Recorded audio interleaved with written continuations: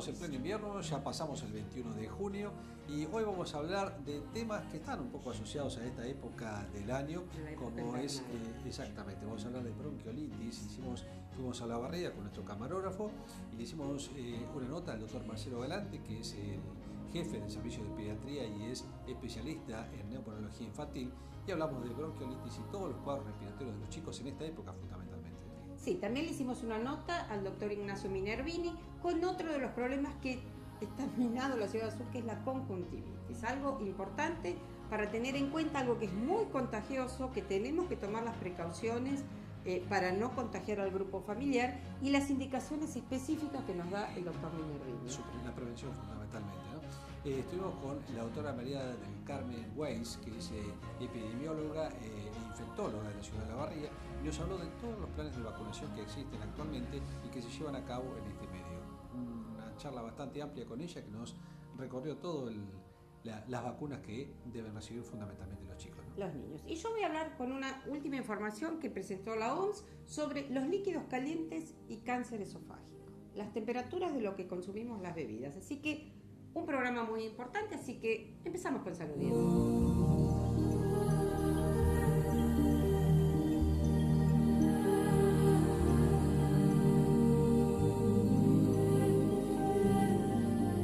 Vamos a tratar un tema pediátrico, que son las enfermedades respiratorias, y lo hemos invitado al doctor Marcelo Galante, que es el jefe de pediatría y especialista en neumonología infantil. Y Marcelo, bueno, gracias por estar con nosotros.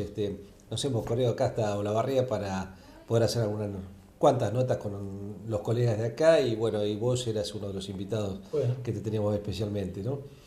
¿Y por qué? Porque la patología respiratoria infantil, y en esta época del año, es muy frecuente y se ve con mayor asiduidad. Y bueno, queremos preguntarte cuáles son esos parámetros, cuáles son las pautas que tenemos que tener presentes y cuál es el miedo que tienen que tener los padres. No miedo, pero la atención que tienen que prestar los padres a todo esto, ¿no?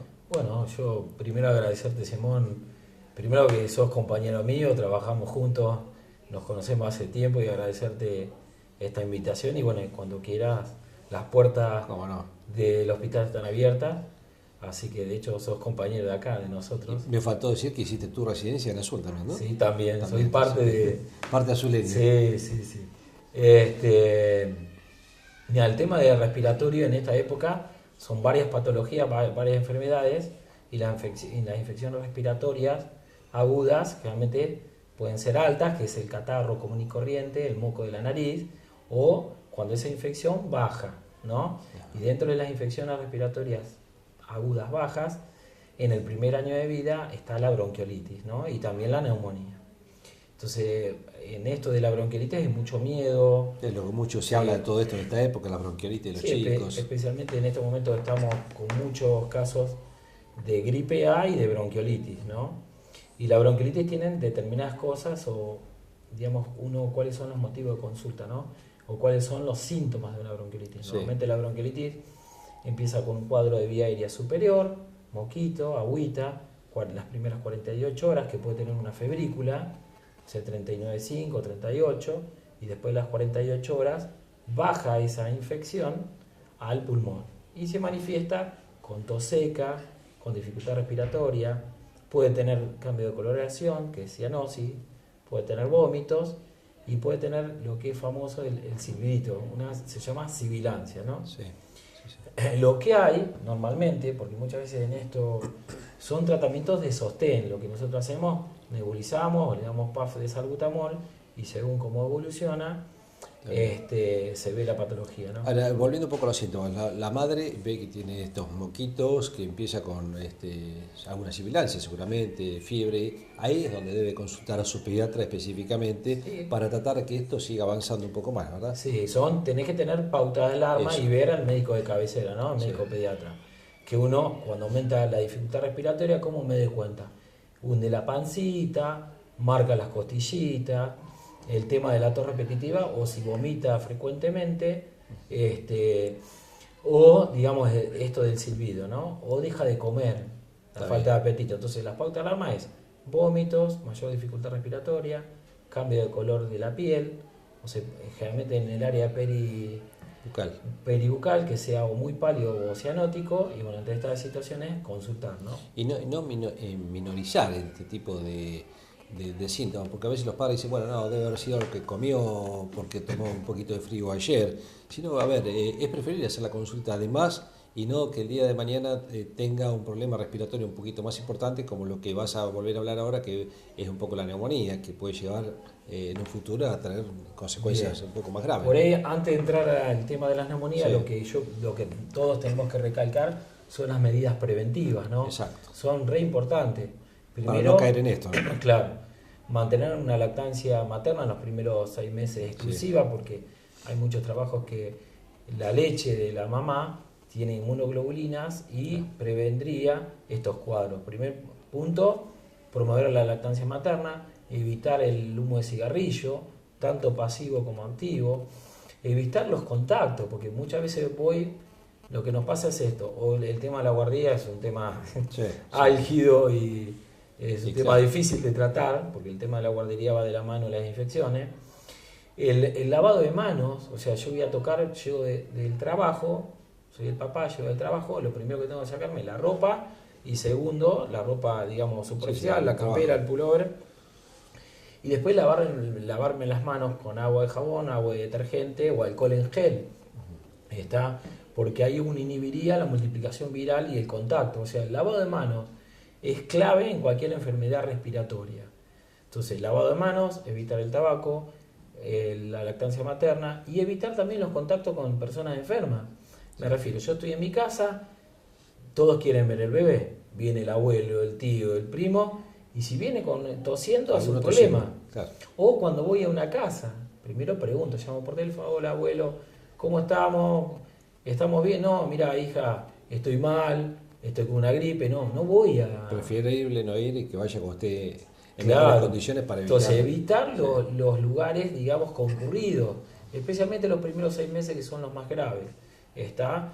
Entonces, esas son pautas preventivas. Hay una cosa que a veces se ve en muchas casas de los remedios caseros para la tos y los cuadros bronquiales, ¿no? El eucaliptus o los baños de Bach que hacían las abuelas. A ver, ¿qué hay de todo eso de místico, de realidad, no? Eso en realidad lo que vos estás planteando, Simón, es la medicina folclórica, digamos, Sí. que uno diría.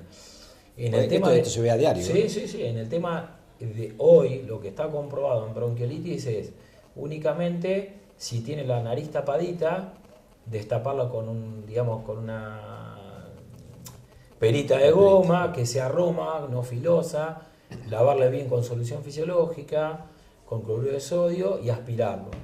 Eso es lo único que hay. Comprobado, el vapor, digamos, teóricamente, científicamente, no comprobó que cure algún tipo de enfermedad. O sea, En algunos casos hasta puede ser más irritativo también. totalmente, el eucalipto no lo tendríamos que usar o cualquier tipo de aerosol, Sí.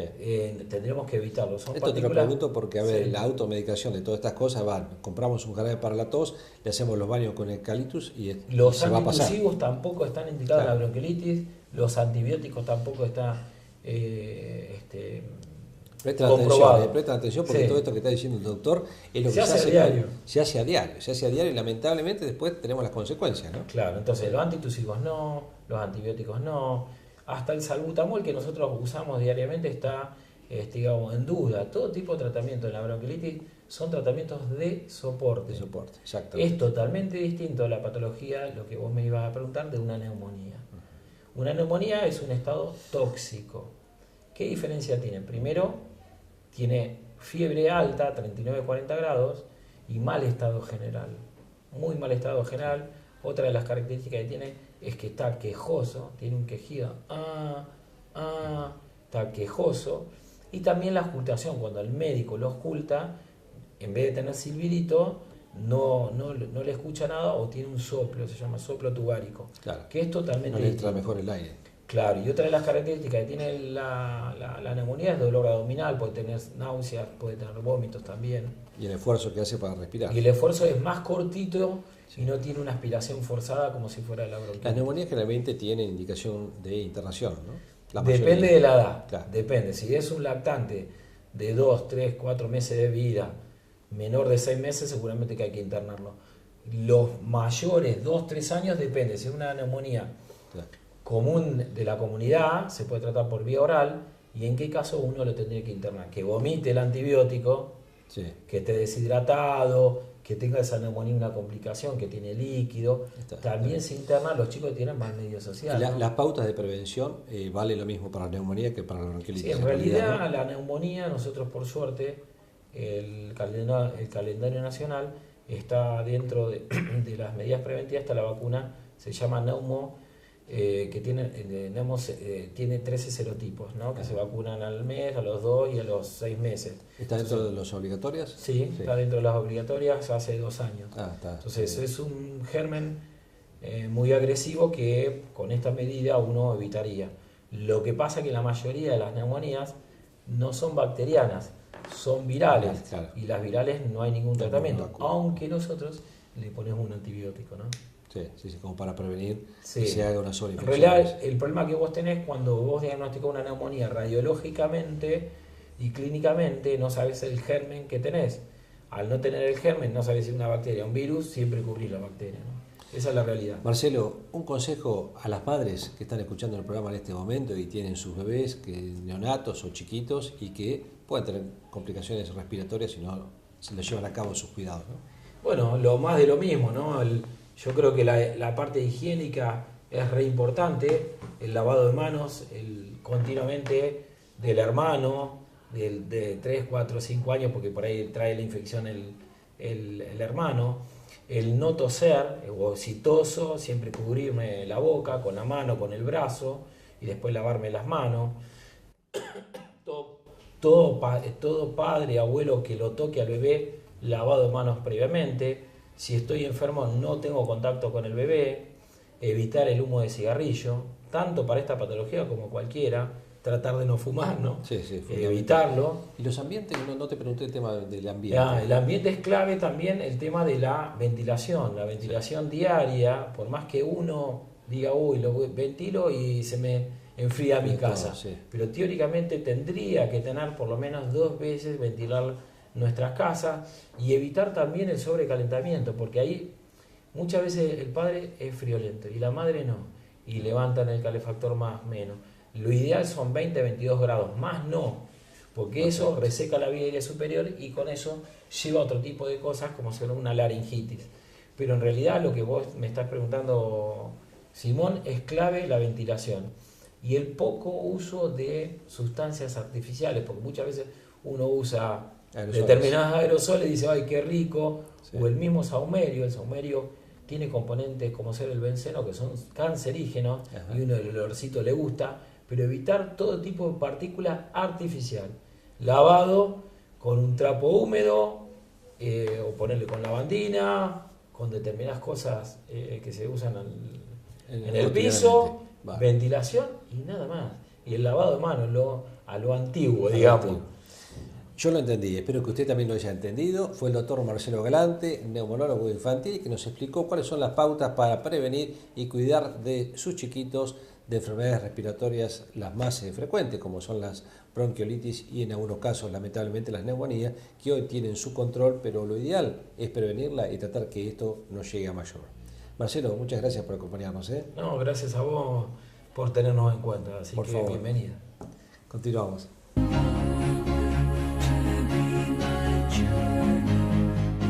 Bueno, estamos con el doctor Ignacio Minervini y hoy lo hemos invitado, que es especialista en oftalmología. Lo hemos invitado especialmente porque ha habido, no sé si podemos llamar epidemia, pero muchos casos, y se da la época, por el frío, por los cuadros alérgicos, que hay muchos casos de conjuntivitis. Entonces, bueno, qué mejor que invitarlo a Nacho para que nos comente un poco cómo podemos prevenirlo, si es que podemos prevenirlo, ¿no? Bueno, gracias por la invitación. Como vos bien decís, es un poco estacional la cosa. Sí. Empieza la época de otoño y empieza a haber conjuntivitis alérgicas, y atrás de las conjuntivitis alérgicas, en general, por una cuestión de época también, empieza a haber conjuntivitis de tipo infeccioso. Sí. Típico de la época, o sea, en la época que se empiezan a dar los cuadros virósicos, los cuadros infecciosos de vías respiratorias, se dan también las conjuntivitis que digamos, responden al mismo tipo de germen, o sea, el mismo tipo de germen que produce cuadros de faringitis, anginas. La mayoría son virales, ¿no? La gran mayoría son virales, la gran mayoría son virales. Hay inclusive una gran cantidad que son alérgicas exclusivamente o que son irritativas. Sí, sí. O sea, en esta época de frío, el frío nos predispone a tener una conjuntivitis o tener una irritación de vías respiratorias. Eso no me estoy metiendo en otra rama. Pero nos predispone a tener irritación en las conjuntivas.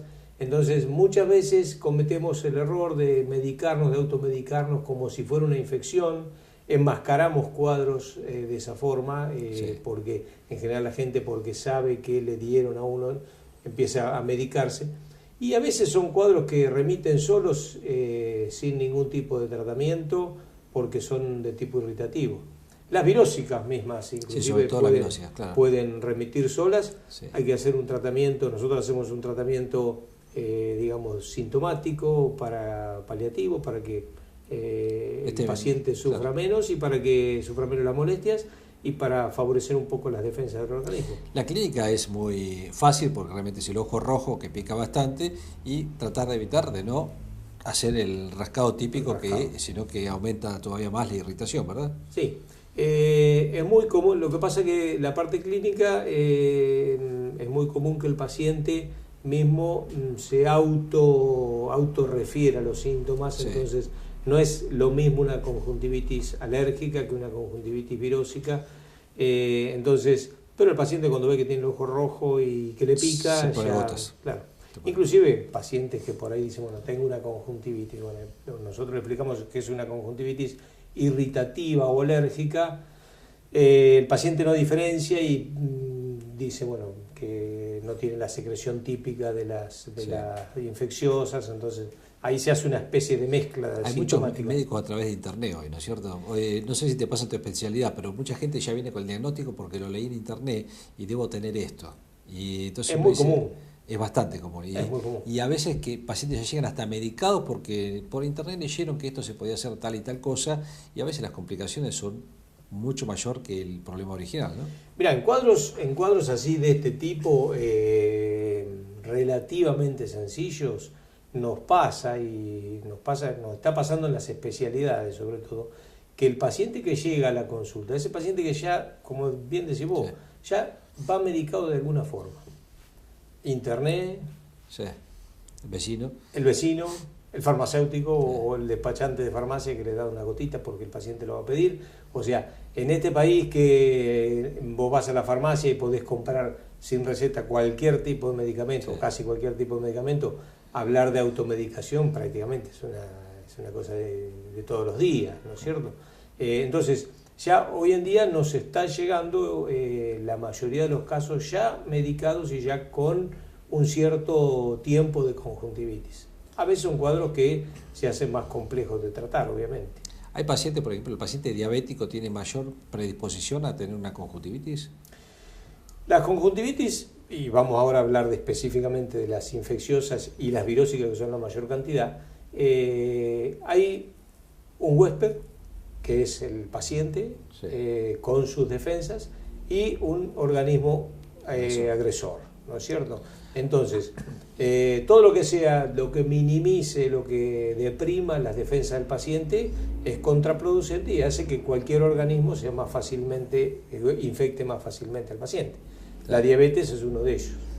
El frío, el descuido y cualquier enfermedad, obviamente, que disminuya la defensa puede ser un factor contraproducente para la bien. conjuntivitis. Bueno, lo tratamos, por supuesto, ustedes van a ver el ojo con los aparatos que tienen para ver el ojo y ahí se van a dar cuenta si es una conjuntivitis, puede haber una uveitis también, Sí. eso explicárselo vos a la gente un poco qué es, y que por ahí requiere otro tipo de tratamiento, y después va a ser el tratamiento específico de acuerdo a lo que vea, si es viral, si es infecciosa o si es alérgica, ¿verdad? Claro. El problema es el siguiente, como todos los procesos infecciosos, uno ya tiene una expectativa de mejora. Sí. Es bien conocido el dicho de que una gripe se cura en una semana, en 5 días, con el médico o sin el médico, Exacto. ¿no es cierto? Eso es vox Sí. populi. Ahora, muchas veces los cuadros se complican y a veces, por ejemplo, de una conjuntivitis, que en definitiva no dije lo que era, pero es la inflamación de la parte blanca del ojo, se puede hacer una queratitis, que es cuando el virus también invade la parte de la córnea, la zona de color del ojo.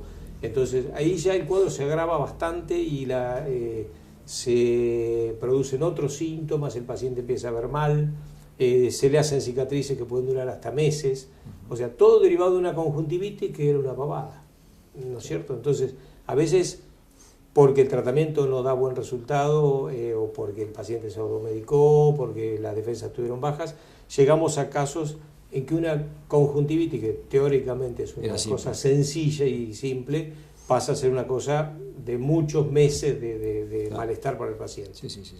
Bueno, ¿y hay alguna forma que lo podamos prevenir esto? Evitar todo lo que sea irritante para los ojos, evitar, bueno, como esto se transmite, los virus son virus que también afectan las vías respiratorias, ventilar, los ambientes son son un foco de contagio muy importante. Obviamente los elementos de higiene, lavarse las manos correctamente, no utilizar los mismos elementos de higiene en las familias donde ya hay un infectado, donde hay varios. Que es bastante contagioso, ¿verdad? Es muy contagioso, pero también se contagia por el ambiente, porque por ahí uno dice, bueno, ¿y dónde me lo pesqué yo esto? No necesariamente tiene que haber un contagio directo, sino que puede ser un contagio indirecto por el aire. Está bien. He visto pacientes que se tapan los ojos cuando tienen conjuntivitis. Decirlo vos, que es tremendo eso. No, taparse los ojos en realidad es una forma de favorecer el germen. Se hace una especie de caldo de cultivo entre la secreción que el ojo produce como elemento de defensa y el germen. Entonces se hace una especie de caldo de cultivo, se aumenta la temperatura de la zona y el germen está más cómodo. Es como cultivar más gérmenes. No taparse. En la conjuntivitis no hay que tapárselo. Perfecto. Sí, protegerlo de alguna forma, con un anteojo oscuro si uno anda al sol o si anda al aire, protegerse de otra forma, pero tapándolo no conviene. Nacho, te agradezco mucho, no sé si querés agregar alguna cosa más, pero me parece que fuiste muy claro. Y bueno, por favor, si usted tiene un síndrome irritativo de su ojo, no se automedique, porque la gota no es la misma para usted que para su vecino o para su tío. Y podemos traer muchas complicaciones si no sabemos qué es lo que tenemos realmente dentro de nuestro ojo, que realmente es muy importante, ¿eh? No es un dedo, sino el ojo es muy importante, ¿eh? Gracias, Nacho. Gracias a vos.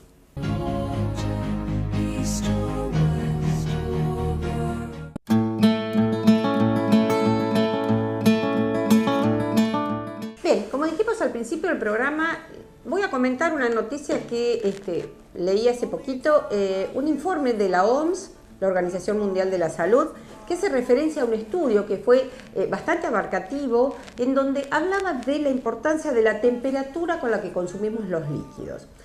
Tanto al café como al té, a las infusiones, se les ha dado un valor durante mucho tiempo como importante o causante de cáncer, más que nada del tracto digestivo alto, de esófago o de estómago. Lo que se vieron en este estudio, que fue hecho con varias entidades dedicadas al cáncer y avalado por la OMS, es que lo que más interesa en el daño a las mucosas esofágicas es la temperatura del consumo de los líquidos. O sea que en sí hablan que no es tanto el té o el café como factores desencadenantes de un cáncer, sino más importante es la temperatura con la que consumimos. Hay temperaturas específicas de preparación de infusiones, de pronto entre los 90 y 92 grados centígrados para la elaboración de una infusión, pero lo que se aconseja que si bien se utiliza ese agua para la preparación, no se consuma inmediatamente, sino tratar de llegar entre los 48 a 60 grados la temperatura de la bebida que vamos a consumir. ¿Por qué hacen hincapié en esto? Porque lo primero que dañamos es, una vez ingerida la infusión o el líquido que consumamos a líquidos tan calientes, lo que dañamos es el tracto esofágico. Y se ha visto que una gran incidencia de cáncer de esófago, de esta mucosa esofágica, y de cáncer gástrico por pacientes que llevaban a cabo durante mucho tiempo el consumo de bebidas muy calientes. O sea, se aconseja sí el consumo de bebidas, de líquidos a temperaturas calientes, pero no en extremo de la temperatura. Sabemos bien que las temperaturas extremas a veces son difíciles de manejar para la mucosa gástrica o la mucosa esofágica. A veces uno recomienda el consumo de líquidos calientes en planes para adelgazar porque este líquido caliente produce saciedad. pero no a estas altas temperaturas en donde el riesgo de provocar una lesión a veces irreparable hace que tengamos que tener en cuenta cuál es nuestra temperatura. Tengamos en cuenta que los argentinos somos grandes tomadores de mate, de café y de té, y a veces el mate, estas temperaturas tan elevadas hace que una vez que uno pruebe, de pronto ya lo tomamos cuando lo tragamos y de pronto la lesión la vamos a sentir, el calorcito en la membrana esofágica. A veces la indicación de las bebidas líquidas hace bien para los problemas gástricos, esto que regula un poco la temperatura, y a veces también las temperaturas muy bajas, las bebidas muy heladas, gastan más calorías metabólicamente su adecuación, porque el organismo tiene que implementar mayor gasto calórico para evaluar y analizar, regular la temperatura entre el cuerpo y la bebida tan helada que se consume. Así que las temperaturas muy extremas son a tener en cuenta, pero la temperatura caliente a considerarla por la cuestión del cáncer de esófago. Este estudio que podría ser el causante de estos cánceres tan dañinos de la mucosa esofágica y gástrica. Seguimos en Salud 10.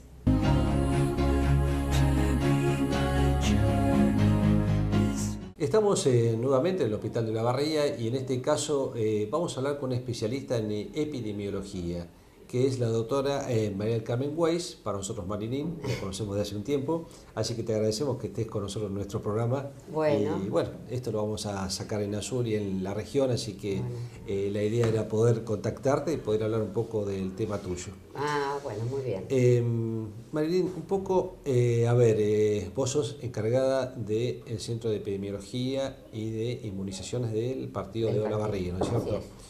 Para lo cual te vamos a preguntar un poco el tema específicamente de vacunación, de qué tipos de vacunas son las que más utilizamos en este momento y cuáles son las que la gente más requiere en esta época del año específicamente, ¿no? Está bien.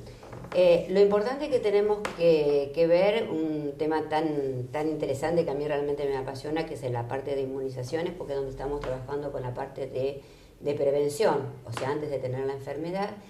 Y por ahí un poco para transmitirle a la gente que sacarnos el mito que vacunas es de pediatría y ver ya las vacunas en un hecho global. Las vacunas es para la familia, porque ahora cuando vamos a ver el tipo de vacuna, tenemos vacunas desde el chiquito que nace, tenemos para el adolescente, tenemos para la persona grande y para la mamá cuando está embarazada también. O sea que ahora tendríamos que ya ver un enfoque más poblacional y general y hablar de las vacunas para la familia, para el abuelo, para todos los que corresponde. De acuerdo a eso son las vacunas, de acuerdo a la edad, y son las vacunas que le va a corresponder o las que están dentro del calendario. Y a situaciones también, porque a veces hay épocas que hay otro tipo de vacunas o viajes que uno se tiene que vacunar de otras cosas también, ¿verdad? Exactamente, después va a variar si son a nivel las que tenemos dentro de nuestro calendario, el calendario nacional, las que son en la provincia de Buenos Aires, que a veces tenemos diferencias con las que son de Formosa o la de Misiones,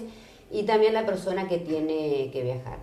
Lo otro que a veces también es concientizar a la población, que muchas veces hablamos de vacunación obligatoria. Y a mí a veces ese término me gusta que lo empecemos a pensar desde los dos puntos de vista, desde el sector salud, desde las autoridades y desde la comunidad.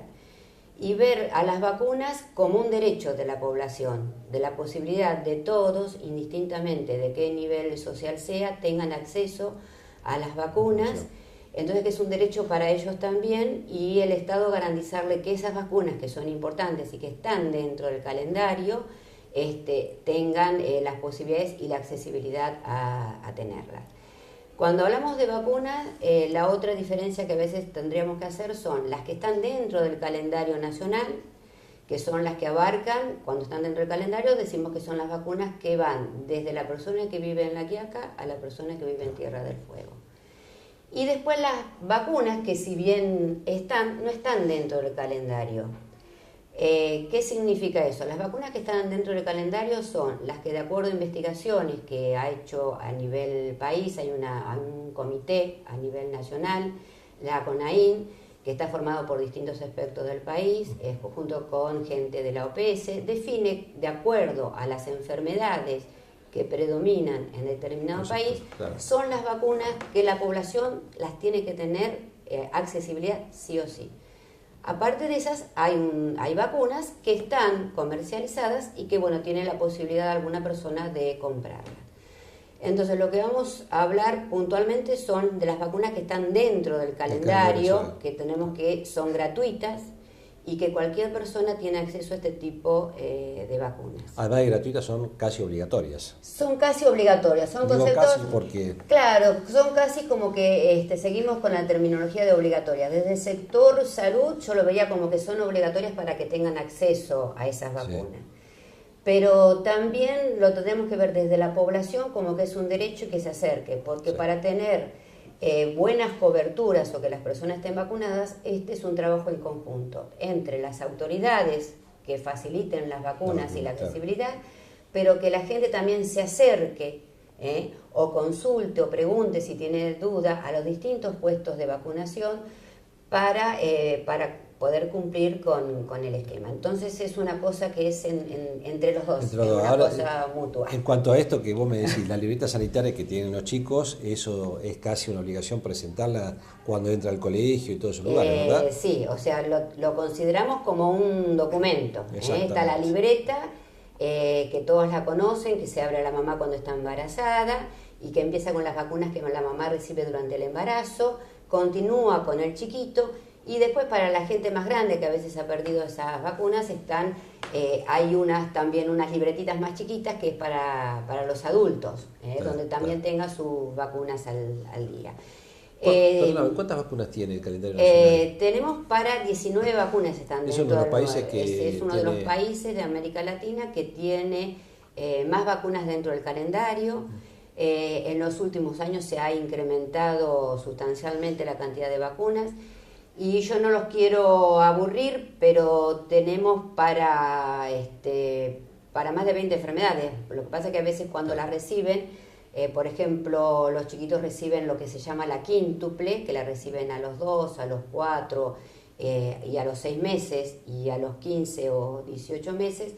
Quíntuple porque está recibiendo para 5 tipos de enfermedades. Difteria, tétano, pertussis, para el hemófilus, que es la meningitis por hemófilus, y hepatitis B. Y entonces en una vacuna está recibiendo para 5 vacunas. Después tenemos para otro tipo de enfermedades, como es para la tos convulsa. Tenemos también la antineumocóxica 13 valente, que esa es fundamentalmente para los chiquitos menos de un año, que entra dentro del calendario. Para los adultos también hay una triple. Adultos reciben la 23 valente. Esa diferencia entre 13 y 20 es porque la vacuna hay una que está indicada, la 13 para los más chiquititos, como está hecha la vacuna, y previene para 13 tipos de las bacterias que producen el neumo, en cambio para los adultos es para 23 tipos. Ahora, Malin, yo tengo una pregunta. A ver, yo tengo el chiquito que va a empezar la primaria el año que viene. El año que viene. Me tengo que acercar al hospital o al pediatra y me tiene que decir qué vacunas tengo que tener ya para esa fecha. Claro, por eso es importante la libreta, que la mamá la tenía ahora como un documento, y ver, porque de acuerdo a si tiene todas sus vacunas que tenía que haber recibido anteriormente, se completa con la que le corresponde a los 6 años. Perfecto. Un chiquito para ingreso escolar, en la libreta le tiene que figurar. Cuando nace recibe la BCG y una dosis de hepatitis B. Después, a los 2, a los 4, a los 6 y a los 18 le van a figurar la quíntuple, que previene para ese tipo de enfermedades. O sea que va a tener 4 dosis de esa. La Sabin, que también es un tema muy importante, porque los avances que se tuvo con respecto a poliomielitis, por ahí mucha gente joven de determinadas enfermedades no tiene noticias, pero la gente más grande sabe lo que fueron y los brotes de poliomielitis que todavía en algunos países, en África o en la India todavía hay casos de poliomielitis, y que en América Latina no tengamos casos de poliomielitis por la vacunación. También es importante que hubo cambio de la vacunación. Va a recibir la va a recibir como inyectable, como IPV o la OPV bivalente.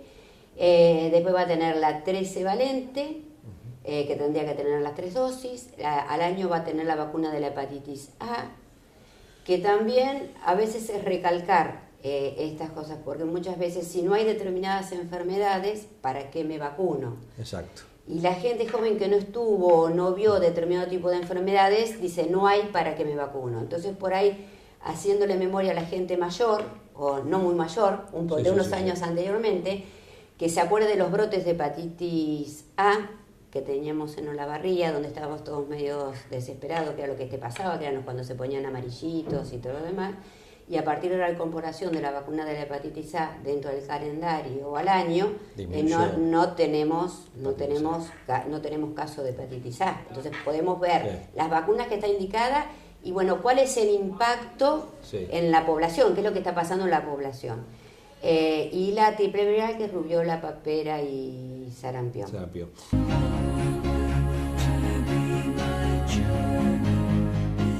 En esta época del año, en invierno, se habla de la vacuna de la neumonía y la vacuna de la gripe, fundamentalmente.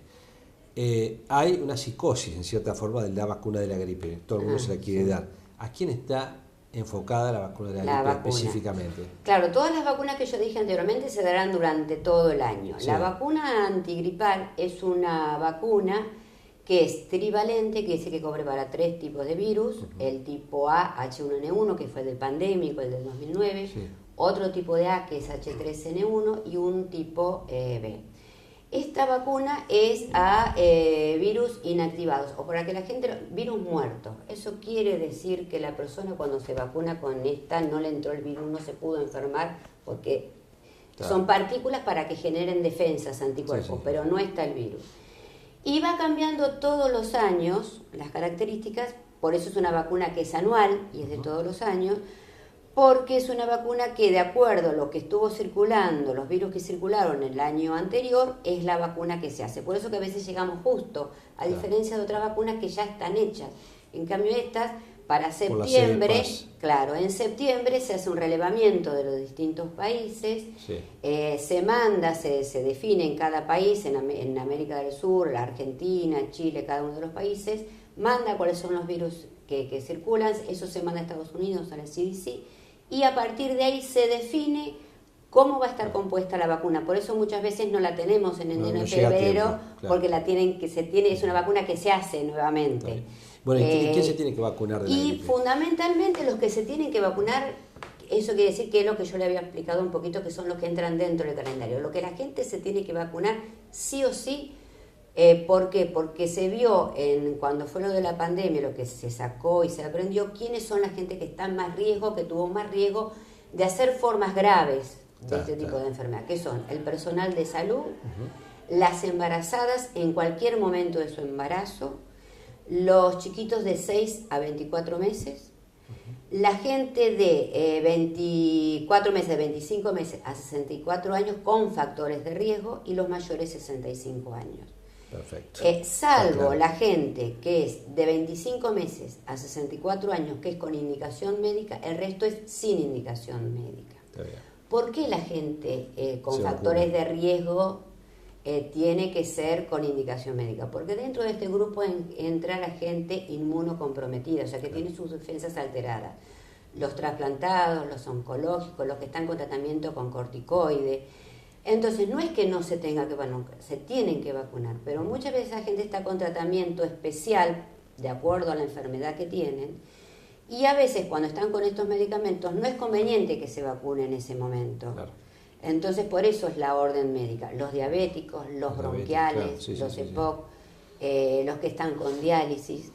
Entonces, esa gente, el Estado y la gente se tiene que vacunar. ¿Cómo estamos en el partido de Olavarría con respecto a vacunación? Hasta la semana pasada, porque nosotros vamos cerrando la semana. En general, con el personal de salud estamos bien, mayores de 65 bien, pero no estamos por lo menos hasta la semana pasada estamos en el 60%. ¿Qué quiere decir 60%? Que de 100 embarazadas que se teníamos que vacunar, solamente se han vacunado 60 hasta el momento. Y los chiquitos de 6 meses a 24, donde estamos en el 40 hasta la semana pasada. Tiene estadísticas muy importantes que hacen que... Entonces es importante que se vacunen, porque está demostrado que esa gente sí se tiene que vacunar sí o sí. Exactamente. Tiene que acercarse a los Escuchen distintos entonces puestos. aquellos que están embarazados, que no se han acercado todavía, o los chiquitos de hasta 24 meses. Eso, hasta 24. Esos son Que sin también orden. se acerquen, que se pueden vacunar, son a virus muertos, o sea que no le va a producir la enfermedad y es tan importante para evitar complicaciones. Complicaciones. Y lo otro, que para que la gente entienda, nosotros tendríamos que vacunar, lo que está calculado de acuerdo a todo este grupo de gente, son 20.000 personas aproximadamente, para lo cual necesitamos las vacunas para este grupo. Y no las tenemos todas en el momento, o sea, se tiene que acordar que las vacunas tienen toda una logística de cadena de frío, no es que las llevo en la mano, sino todo el transporte, el almacenamiento y donde tienen que estar. Entonces no tenemos todas las vacunas, ni la tiene la región de donde es que vienen las vacunas, ni el partido, el centro de inmunizaciones que se van entregando progresivamente. Se va haciendo y vamos recibiendo. Tenerlas vamos a tener. O sea que la gente no se desespere porque en algún momento, la semana pasada nos habíamos quedado sin vacunas, por ejemplo, para adultos, de las pediátricas teníamos, y bueno, la gente se desespera porque no pudo. Nosotros vamos a seguir recibiendo. Perfecto. Y la vacunación, otro concepto, otro mito, es no me vacuné hoy, no me vacuno porque ya perdí la oportunidad. Ese es otro concepto también. Una vez que se vacuna, la inmunidad se adquiere entre 10 y 15 días, y si bien ahora estamos con un aumento de casos, todavía, ustedes vieron que este año, se han dado cuenta, tuvimos un adelanto. Y todavía estamos que pueden seguir con casos. Y si bien los picos son generalmente en esta época, el virus circula todo el año. Entonces, la gente tiene que vacunarse igualmente. Ese concepto de que yo no me vacuné, perdí la oportunidad. Y otro mito, que me vacuné y me enfermé, un poco, bueno, recalcándole que la vacuna no tiene el virus, sino que tiene sustancias para crear anticuerpos, y puede haber que a veces son procesos coincidentes. Eso quiere decir que yo por ahí me vacuné hoy y estaba incubando algo, y ahí hice un cuadro gripal. Y acordarse que hay otros virus que producen cuadros gripales o tipo influenza. La vacuna previene para estos tres, y lo que previene es que sean formas graves. Exactamente. Eso es fundamental. Bueno, Malín, te agradecemos mucho. Si la dejamos hablar a Malín, podemos estar 2 programas enteros y realmente los tiempos en televisión a veces se nos acortan. Pero te vamos a invitar en otra oportunidad para que hablemos de temas de epidemiología y otro tipo de vacunas. Bueno, muy bien, muchas gracias. No, gracias a vos.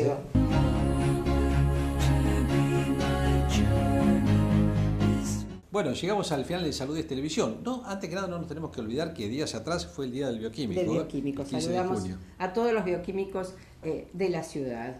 Ellos que trabajan siempre analizando y haciendo diagnósticos importantes a través de los laboratorios, y que realmente en nuestro medio están trabajando con una eficiencia exactamente igual a cualquier ciudad grande de nuestro país. Es una pata más de todo esto del diagnóstico, los necesitamos sí o sí. Bueno, y hablamos de la época esta de invierno con el doctor Marcelo Galante, que es neumonólogo infantil, y repasamos un poco las patologías infantiles como las neumonitis, las bronquiolitis en los chicos.